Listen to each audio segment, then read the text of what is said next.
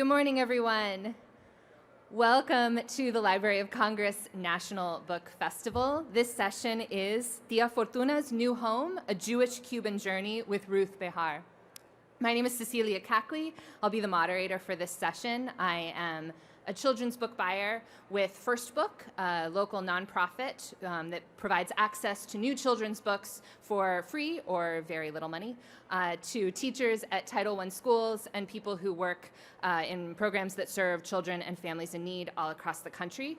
If you're interested in our work, you can find out more at our website, fbmarketplace.org. We also have a table here, which is kind of over in that direction, if you have any questions. I'm thrilled to be moderating this session today. We are so grateful to our sponsors for making this program possible.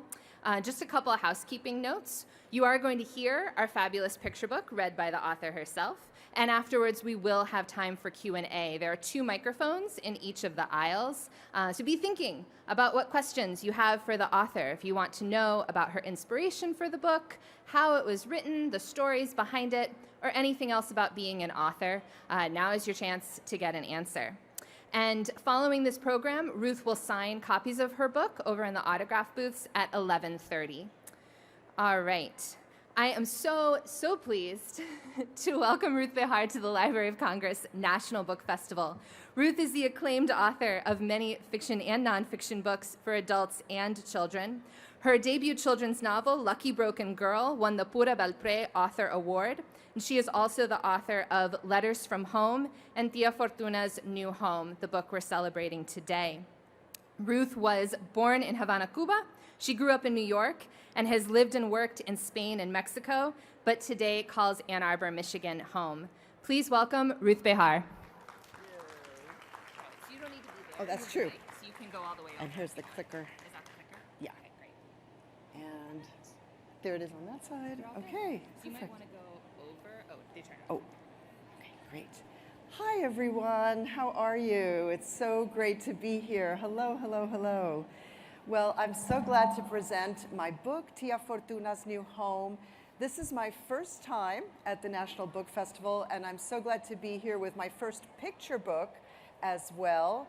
And so I'll be reading the book, and I want to show you before I read it, for those of you that haven't seen the book yet, it has a really beautiful design and beautiful artwork by Devin Holtzworth.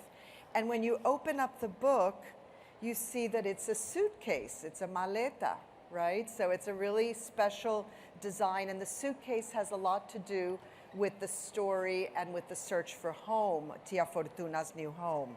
So I'm going to read to you. It also has some beautiful artwork here when you open up the book, and we can talk about these symbols afterwards if you're interested. So let me get started. And the book is in English and Spanish, and I'm going to read it in English, but I'll read the last 2 pages in Spanish at the end, so you can also hear it in Spanish. And so when I was writing this book, I was just writing it because I wanted to write a picture book for the first time, but I didn't know that I was going to become an abuelita, a grandmother. And as the book was about to go off to the publisher, I became a grandmother, and I was able to also dedicate the book to my granddaughter as well as to my abuela. And this book is in honor and inspired by a very favorite tia of mine, a very lovely aunt of mine who lives in Miami Beach. And I'm so thrilled that my family is here, my husband is here, my cousins, the daughter of my favorite aunt and her grandson are here with us today in the audience. So, okay, Tia Fortuna's New Home. Let's get started. I love to visit my Tia Fortuna in her little pink casita at the Seaway. When my auntie was young, she lived on the other side of the sea in Havana. From her rooftop, she waved to the ships as they came into the harbor.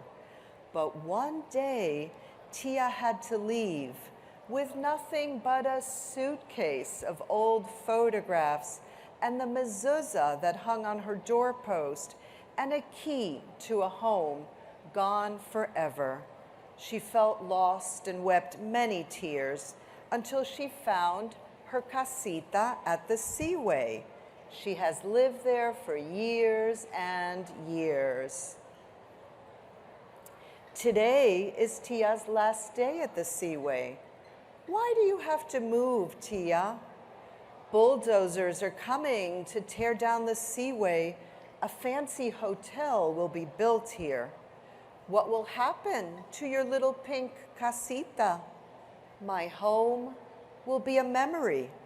Tia touches the key on her necklace, like the home I left in Havana, a memory. But I want to visit you at the Seaway today and next Friday and always. Estrella, it's time to say goodbye and wish for Mazal Bueno. Tia gives me a hug and her lucky eye bracelets tinkle and twinkle. Come, Estrella, vamos a saludar la playa. The beach wants to greet you. We kick off our sandals and breathe in the salty air. Look at that bright blue sky. The sun gives everyone its light for free. El sol, el sol, el sol. The sea roars all night, and now it's tickling our feet. El mar, el mar, el mar. Tia sinks down into the sand. What a pretty casita you're making, she says. How can Tia be happy on such a sad day? Tomorrow the sandcastle will be gone, and so will we. It's not mañana yet, Estrella. Let's enjoy today. When we get back to the Seaway, Tia serves me warm borrecas. How do you make borrecas taste so delicious, Tia? I'll tell you my secret. I fill them with potatoes and cheese and esperanza. How can borrecas be filled with hope? Because they are the food of your grandfathers, grandfathers, grandfathers, and your grandmothers, grandmothers, grandmothers. They took them from Spain to Turkey to Cuba. Now we eat them here in Miami. Tia smiles. We come from people who found hope wherever they went. Esperanza, esperanza, esperanza, I say aloud. And I help Tia pack a box with the rest of the borrecas. Is that all you're bringing with you, I ask? I don't need much, she replies. I have so many memories in my suitcase right here. And she points to her head.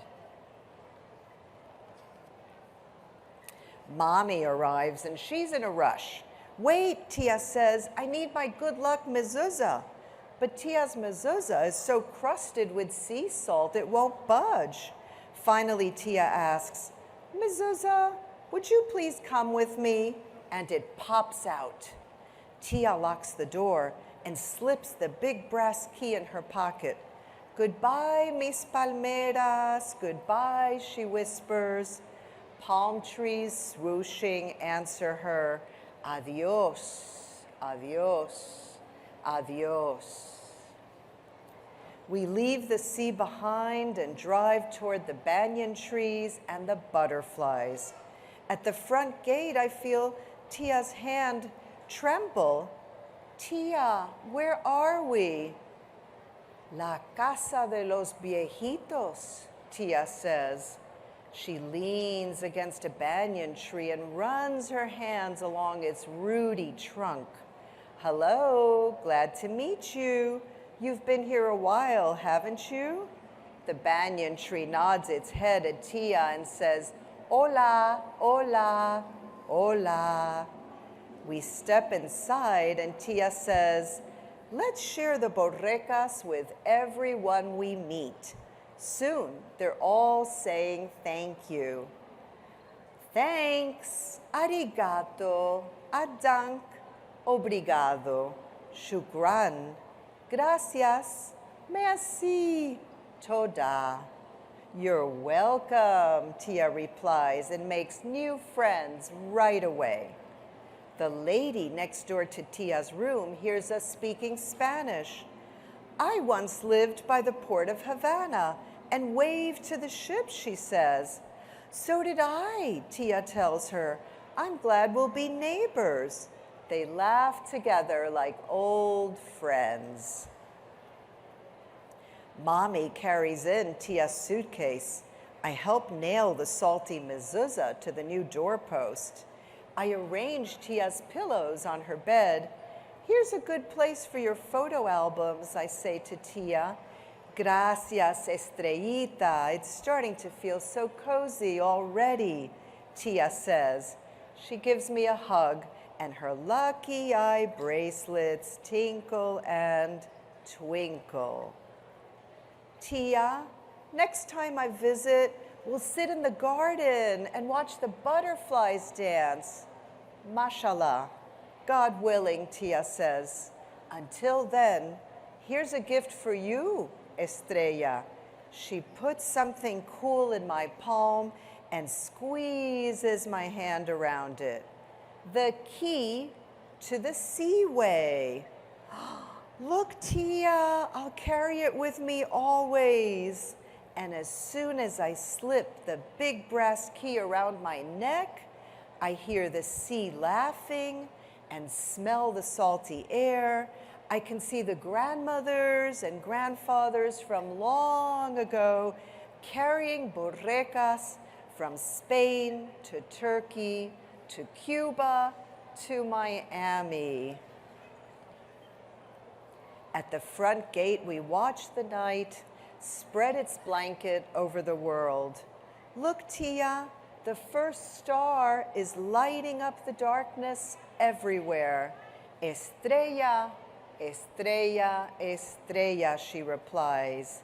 Tia gives me a goodbye hug, and as I turn down the path, I whisper, Mazal bueno, into the starry night. Thank you so much.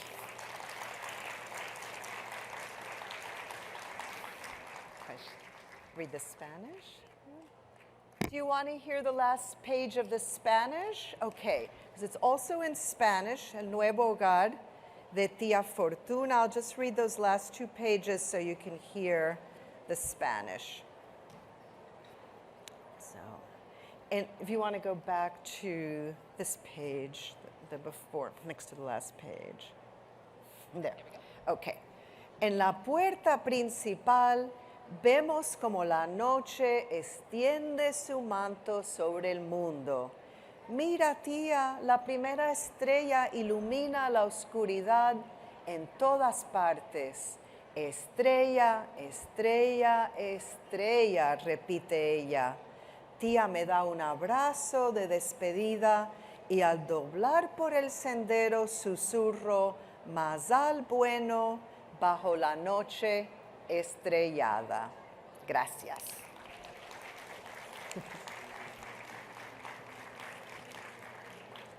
All right. Okay, so a reminder, if you have a question, please come to one of the microphones. We have our volunteers who are very helpfully waving to show you where they are. Children and adults. Anyone may ask a question. Okay, looks like we have our first question over there. How did you design the cover? How did I design the cover? Well, I got it. I've got it behind me, or yeah. So I worked with a wonderful artist named Devin Holtzworth. So she was the one that designed the cover and designed all the beautiful art that you have seen. She received the story and then was inspired to create these beautiful pictures. And as she was creating them, she shared the pictures with me to see if I was happy with them. And I was, and we had different ideas for the cover, but we really loved this one because we see how close Tia Fortuna and Estrella are in this picture. So, so she came up with the beautiful pictures, and I insisted on a couple of things, like Tia Fortuna wears a lot of these bracelets that I wear because it's very common that the ladies wear these bracelets in the community. So I said, well, she can't just wear one bracelet, she has to have a few of these good luck bracelets. So I gave the artist some ideas. I sent her some pictures, a lot of the things that you see here. Also, I sent her some pictures. She wanted to know what borrecas looked like, what these delicious empanadas look like. So I sent her pictures, and I sent her pictures of the bracelets and the hamsas. So a lot of things I sent pictures, and then from that, she was inspired to create the art for the book. So thank you for that question. I wanted to know how you made such poetic words in the story. How do I use such poetic words in the story? Yeah, Thank and you. also mix it with Spanish. Yeah, thank you for that. That's a great question. Well, I really love poetry. Do any of you like poetry here in this room today? Yeah, oh wow, yes. So I love poetry. Oh, thank you. I love poetry, I love poems, I love poetic words.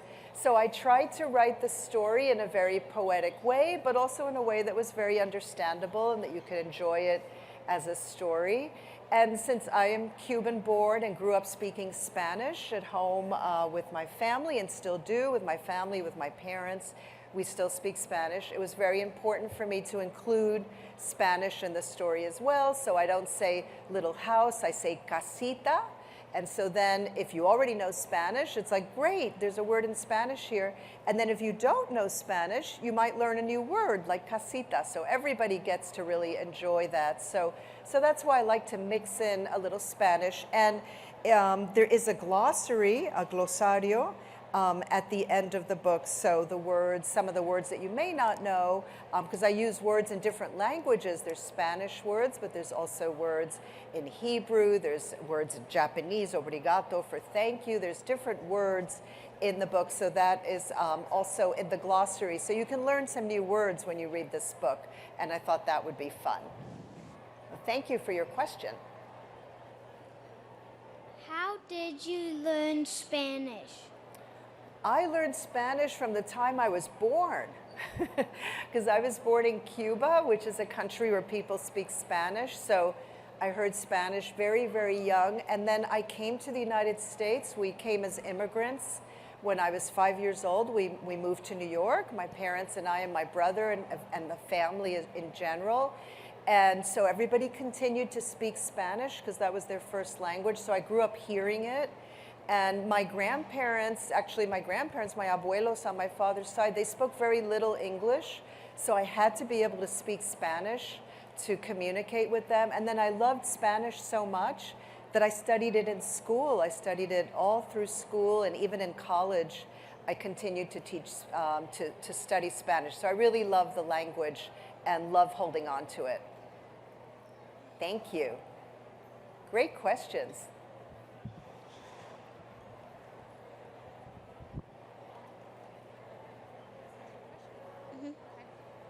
How you made the books? How did I make the book? Thank you for that question. Well, it all started with a story. So I had this idea. So I have a real aunt in Miami Beach that I love very much, and I wanted to honor her. At the same time, I wanted to create a story a little different from her life as well. And so I just started writing this story and putting in all these things that I love, the ocean, the beach, the delicious borrecas, and just created this story. And once I had the story, then the publisher, who are the people that publish books, that create the books, print them, the publisher found this wonderful artist, and the artist made all the beautiful artwork so that the book could be a combination of a nice story and beautiful art. And that's how you create a book. Thank you. Hi, thank you so much for your work. I'm first generation Jewish. My mother was born in Germany and had to leave because of the Holocaust. And so that's a different history. We have family in Argentina y Uruguay that went directly from Europe to Latin America. I believe your family arrived from Turkey. So I'm sort of curious, what is the Cuban Jewish experience? What's the history of Jews in Cuba? Because it's different than the diaspora of Jews from Europe, Western Europe. Thank you. Thank you for that question. So that's a topic that I've written a lot about and have actually done research. I'm also an anthropologist, and I wrote a book that's titled An Island Called Home, and it's all about the story of the Jews of Cuba. And this is Una Historia Judía Cubana, or Jewish Cuban history. And actually in my family, there's two sides to my family. My father's side is the side that was from Turkey and is Sephardic, so these are Jews that descend from Spain. So I fortunately inherited that from my father's side of the family, and my grandparents immigrated from Turkey to Cuba in the 1920s. And so my father and his family were born in Cuba. But then my mother's family was from Poland and Russia.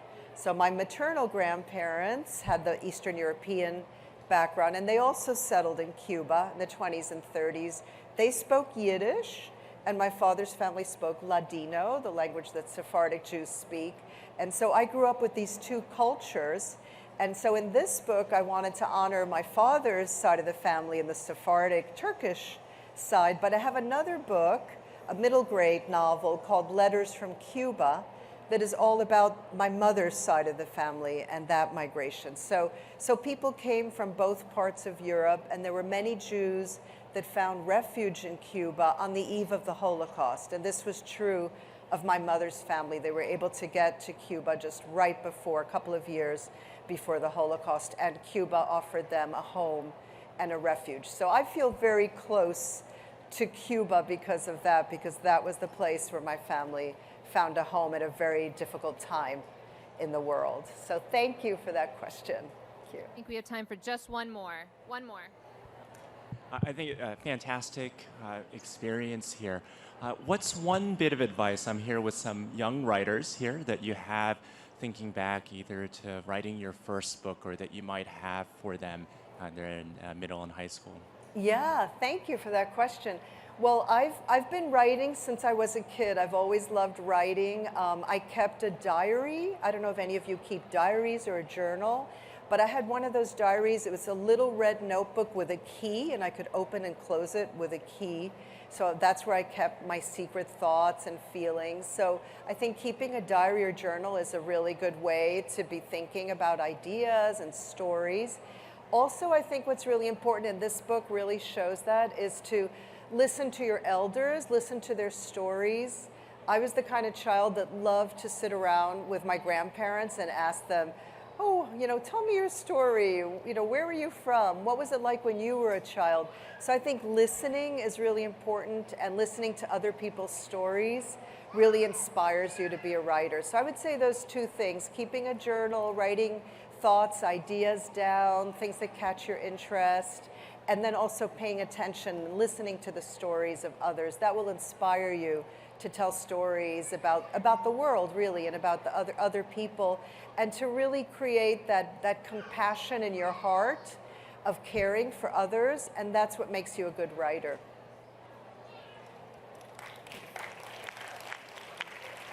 Thank you. All right, we're just about at time. Do I have one more over here? Okay, last one, real quick. Thank you so much. So I was wondering, given your family history, do you see any of yourself in the character of Estrella? Yes, thank you for that question. So when I was writing this book, I thought of myself as the little girl, Estrella, thinking, I'd like to be this little girl and learn so much about my traditions and my culture and so on. So I was kind of putting myself back, like who I might have been as a little girl of 5 years old.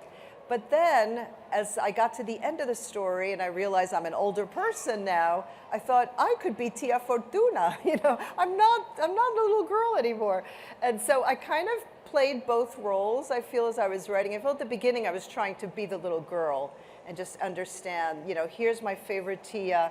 She lives by the beach. She has to give up this house because it's going to be torn down to build a hotel. And what would that feel like to be this girl who loves her tia but also loves visiting her at her little beach cottage? And now she's got to go. And this little girl has to understand that sometimes we lose one home, but then we gain another home. And what do we take when we go from place to place? So I put myself in Estrella's position. But towards the end of the story, I thought, wait a minute, I could be Tia Fortuna. And then certainly once I realized that I was now a grandmother, I thought, no, now I'm like Tia Fortuna. Now I have to start making the borrecas, you know? So I really played both roles as I wrote. I think when you write a story as a writer, you put yourself in the shoes of every character to be able to get all of them to be as close to the heart as possible. Yeah, thank you. Another round of applause, please, for Ruth Behar. Thank you all so much. You've been a great audience. So much. A reminder that Ruth will be signing her book at 11:30. You can purchase it here at the book sale. And everybody have an absolutely wonderful time here at the National Book Festival. Thank you. Thank you so much. Thank you.